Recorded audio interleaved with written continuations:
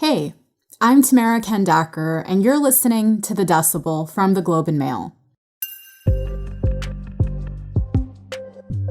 So Bitcoin, the world's first cryptocurrency, was created in 2008, born from the ashes of a global banking system in ruin. The creator of Bitcoin, known only as Satoshi Nakamoto, meant for it to be a transparent medium of exchange that would revolutionize the monetary system. For those who got into it early, a lot of the appeal was about the possibility of taking power away from banks and giving it to the people. Since then, crypto's become its own world. Bitcoin paved the way for thousands of other cryptocurrencies. There have been wild swings in their values, so some people have gotten extremely rich while others have lost their life savings. There have been huge scandals, the births of unique subcultures, all while governments have been trying to figure out if and how they should regulate a market that many, including my guest today, have compared to the Wild West. You have crypto lingo, and of course its own money, and you can hang out with only crypto friends, work a crypto job. And I think that's the closest we ever get to that new continent. Ethan Liu quit his job as a Reuters journalist after he made a fortune in Bitcoin, and his journey led him to write the book, Once a Bitcoin Miner: Scandal and Turmoil in the Cryptocurrency Wild West. He's on the show today to take us into the world of crypto and tell us why, despite everything he's seen, he still believes it's the future. You're listening to The Decibel.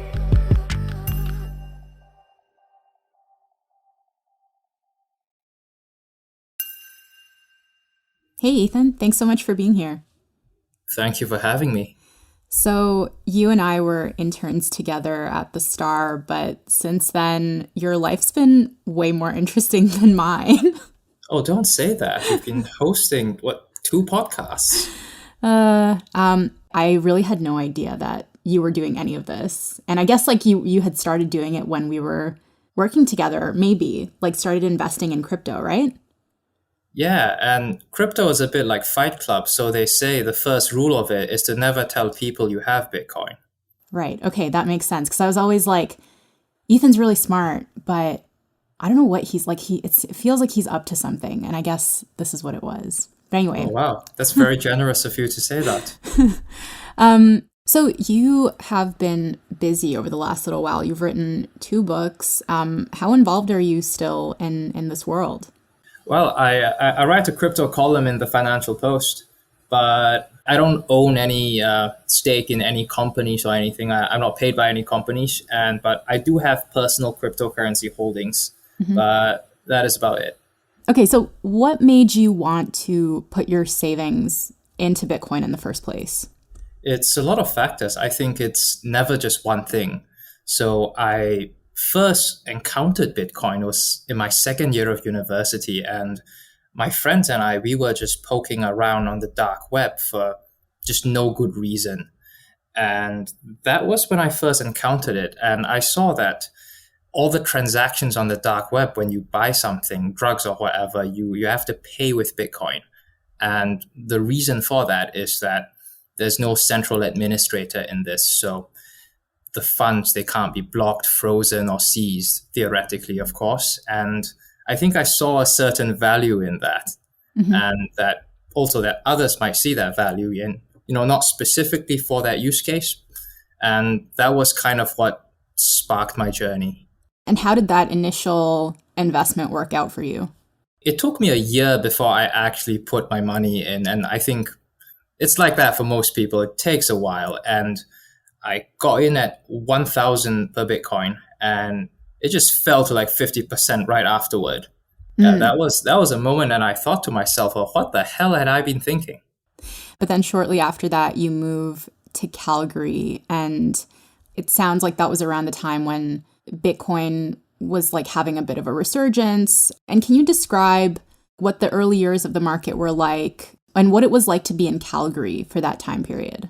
I think sometimes when I think about it, it's quite wild that we call 2017 the early times now. Yeah. That year was pretty special. That was the year when Bitcoin hit 20,000 from 1,000. So that was a big jump. And that was what really, I think, ushered the name of Bitcoin into the mainstream for kind of the first time. And in Calgary particularly, I think that is a city that its whole existence depends on an unpredictable commodity already. Mm-hmm. That was during an oil crash. Maybe not crash, but a decline, and lots of big foreign oil majors were leaving, taking with them a lot of investment. And I think against that backdrop, and this is probably a city that understands crypto well, and the local scene was quite exciting. It was just bustling with activity. But you also did well for yourself in that time period, right? Yeah, I got very lucky, I would say. So when I got in 2013, so Bitcoin was at 1,000, and I actually bought more Bitcoin in 2015. So that was the lowest I had ever seen Bitcoin. It got to about 200 per coin at one point. So essentially it was 200 to 20,000. That's like a 100x. Yeah, so between 20 to 100x, that's how much money I made. And wow. And also, that was a raging bull market. So aside from Bitcoin, there were like 1,000 other cryptocurrencies at the time. And most of them, I would describe them with a word that I can't say here. It begins with an S and it describes excrement. But so these coins, they swing along with Bitcoin, but with much greater magnitude. So it was like, if you were to throw a dart at a board, you just hit something and you put your money in that, and it will go up. That was a really crazy time. How old were you at the time? I was 26 going on 27. Wow. I'm really interested in the culture of crypto, and you describe the people who are deep into crypto as living kind of in their own world, right? Can you describe what that world looks like? Yeah, so lots of people call cryptocurrency, the world of it, a Wild West. And I agree with that, but I don't think Wild West is a bad thing. Mm-hmm. I love the Wild West. I think that's awesome. And the reason I say that is because why do people seek out the Wild West in the past? Imagine you're Jack from the Titanic. You have nothing in your homeland, but you have a ticket to the New World. And you want to cross over to go to a place where land is aplenty, which is welcoming, and also which is free from the societal hierarchies back home. And we no longer have such a new continent, but crypto, in a way, it's really its own world. There's not just passion that binds the adherents. There is money constantly streaming in to keep that passion burning. So it becomes more than an industry and a subculture put together. You have crypto lingo and, of course, its own money. And you can hang out with only crypto friends, work a crypto job. And I think that's the closest we ever get to that new continent. What kind of people make up this world? What kind of characters did you meet along the way? So I think because it's so open, therefore I think it attracts everyone. So there really are all sorts of characters. And I think what intrigues me most, it's not really the idealists plotting revolution or, I guess perhaps people like me, the restless seeking adventure. There are also people who are running away from things that are darker and more tangible.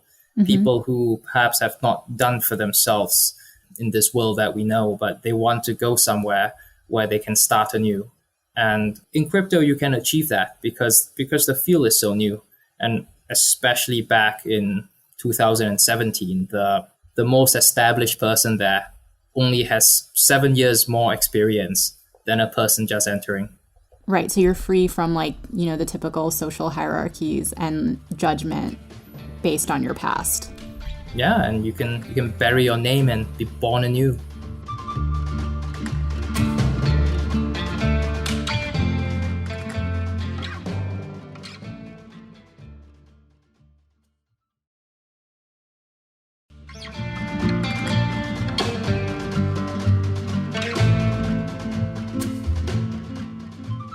So you talked a bit about the Wild West comparison, which kind of runs through your book. How do you think that comparison helps us to understand the Bitcoin devotee? I think a lot of people, they tend to look at this world only through the lens of, say, monetary policy or computer science, but I think there's a whole other way to look at it, which is through the lens of the human condition. And I think ultimately, while this technology is new, if you look at it through this lens, the whole story, it's something as old as the hills. But the frontier myth romanticizes or kind of erases a lot of the really darker parts of the history of the Wild West, right? Like colonialism, all kinds of brutality. So what are the darker parts of this story that you witnessed during your time in this world and through your reporting? Well, first, I have to say that I don't see the crypto world as a new version of the frontier myth. I think of it as a realization of the frontier myth, because what the frontier myth promised, that's actually not real. But what crypto does for a lot of its adherents, that is actually real. You realize that dream that you have through that. So therefore, I think a lot of the darker aspects of the actual frontier, they may not necessarily be present in the crypto world. Mm-hmm. But what really I think is present in both is that because it's so new, because all sorts of people are streaming in, you can end up with quite a lot of unsavory characters. We talked just now about the thousands of other coins that mushroomed in 2017, and I described them with something resembling excrement. And if you had invested in one of those coins back then, it's quite likely you would have lost quite a lot of money by now. Yeah. And I was at this event in Calgary once. There were people literally trying to sell a scam, and there was a guy quoting Bible verses. He was saying, "Trust in the Lord with all your heart and lean not to your own understanding." It was the most bizarre thing, but I think parts of this space, there are people like that. So what happens when the Alberta Securities Commission starts looking at the crypto market in Calgary? Like, what made them want to start looking into it, and how did things start to shift? I think a large part of that happened because investors, they were growing increasingly unsatisfied. So they basically complained to the ASC, and that's how they started investigating all of this. And the hearings ended in earlier this year, and we're basically expecting a decision. Could be any day. But I think what happens there also reflects what is happening around the world, because especially in the US these days, the SEC under the new administration, it's been increasingly hawkish. It's been going after everyone. There's a stat in your book that says 1 in 5 investors internationally bought crypto with borrowed money. And there was a crisis in the community that ended in suicide for a lot of people. This was something that you saw happening in South Korea, for example. Yeah. And I think if people were to ask me for investment advice, I think the number one thing you should never do is to invest with borrowed money. There are people who did that and ended up well. Famously, there was this Dutch guy who mortgaged his house. And he actually became very, very wealthy, but it could have easily ended in a totally different direction from him. I think, yes, sometimes people, they gamble too much on their hopes.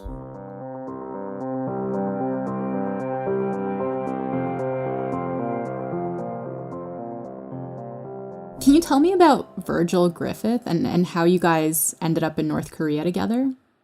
So North Korea was holding a cryptocurrency conference, and North Korea, it's been subject to lots of economic sanctions. So cryptocurrency being outside the traditional financial system, it's seen as a way around that. And so North Korea has been accused of doing lots of shady things with crypto. So I think for me, I've been reading all about that. And when North Korea announced this conference, it was open to the public and anyone could go. And I signed up right away. I thought this was a golden opportunity to see everything for myself. And I think Virgil, he's the head of special projects of the Ethereum Foundation at the time. He probably felt the same. Years later, he ended up in prison. So what happened at that conference that landed him in prison? So Virgil, I think alone among all of the 8 foreigners that went to that conference, he was to be like a noted speaker at the conference.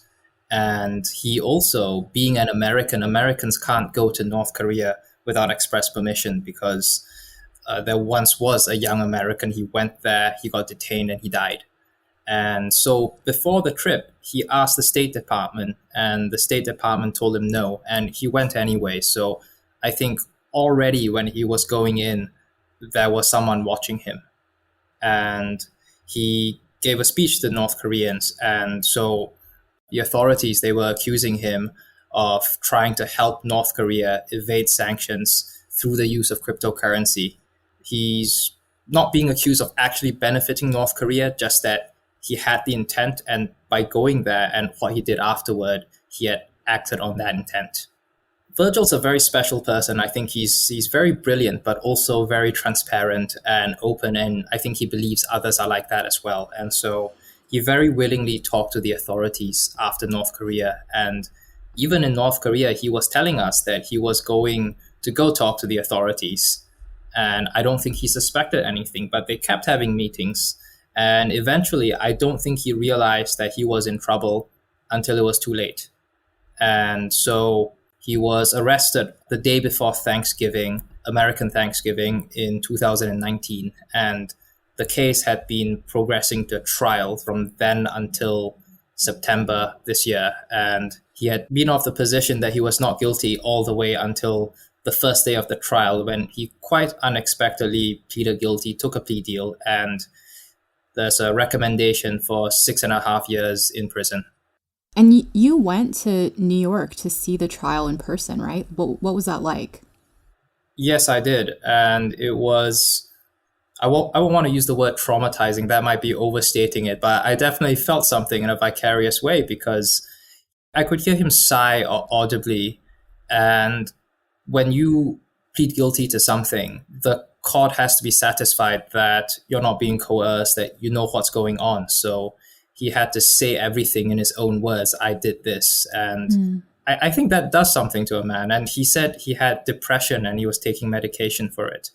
So despite all of this, everything that's happened, do you think there is still promise in crypto? Could you see a better financial system based on this technology, or see this technology used in other ways that could benefit our society? Yeah, I think I'm very bullish on this. And ultimately, I believe in the future of it. And particularly if you look at what's been happening recently, I think the pandemic has ushered in a whole wave of uncontrolled inflation. And I think our monetary system, we perhaps take that for granted. We take our infrastructure for granted. But just a few days ago, I saw a headline in Argentina. The government was going to freeze grocery prices for 90 days.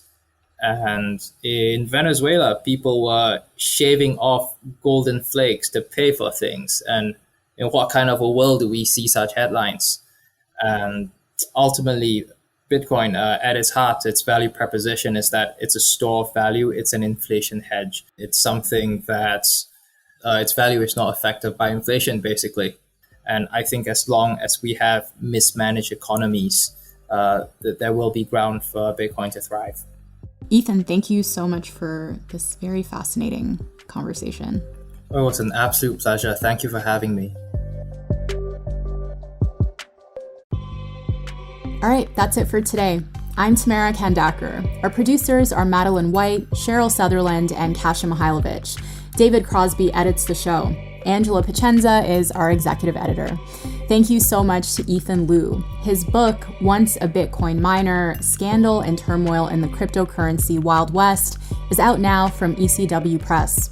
If you want to reach us, you can email us at thedecibel@globeandmail.com. If you want to reach me, I'm on Twitter at anima_TK. If you haven't already, hit that follow button wherever you're listening so you never miss an episode. Thanks so much for listening, and I'll talk to you next week.